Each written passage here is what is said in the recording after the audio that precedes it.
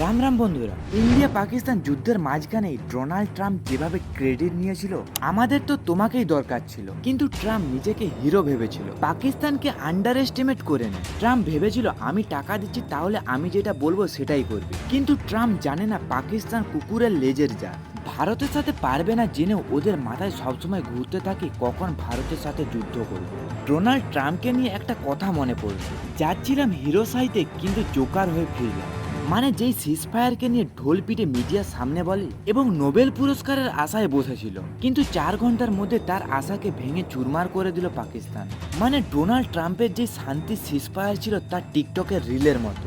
Donald Trump 10 মে সন্ধ্যা 6:45 social মিডিয়ায় একটা post করে, যেখানে সে বলে আমি উভয় পক্ষের সঙ্গে সারা রাত কথা বলেছি, আমরা একটি শান্তিপূর্ণ সমাধানে পৌঁছেছি। এই বিষয়ে পাকিস্তানের প্রধানমন্ত্রী জানায় আমরা শান্তির পক্ষে, ট্রাম্প সাহেব যে চুক্তি করলো সেটা আমরা মেনে চলবো। এদিকে ভারত জানায় আমরাও যুদ্ধ চাই না, কিন্তু যুদ্ধ বিরতি ভাঙলে আমরাও চুপ করে থাকবো না। কিন্তু তার 4 ঘন্টা পরই পাকিস্তান ভারতের দিকে হামলা করে, আর তারপরেই আবার দুটি দেশ যুদ্ধে জড়িয়ে পড়ে। ডোনাল্ড ট্রাম্পের আন্তঃরাষ্ট্র দুনিয়ায় প্রচুর পরিমাণে মজা করা হয়, প্রচুর পরিমাণে মিম ভাইরাল হয় সোশ্যাল মিডিয়ায়। আমাকে এই মিমটা ভালো লেগেছে, যেটা নিজের, হ্যাঁ এটাই, ডোনাল্ড ট্রাম্প তো এই কাজটাই করেছে। এই কাজটার জন্য ও নিজেই দায়ী। ওকে কেউ বলেনি পাকিস্তানের ওপর এত দরদ দেখাতে। পাকিস্তান কোনো ভরসার যোগ্যই নয়। পাকিস্তান হচ্ছে কুকুরের লেজ, যতই সোজা করো আবার সে বেঁকেই যায়। রাতারাতি যখন পাকিস্তান ডোনাল্ড ট্রাম্পকে বলেছিল বাবা বাবা আমাকে কিছু দাও, তখন ডোনাল্ড ট্রাম্প $1 থেকে $1.5 বিলিয়ন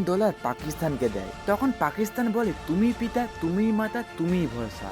আর সেই ভরসা ডোনাল্ড ট্রাম্পকে নিয়েই মজা করে।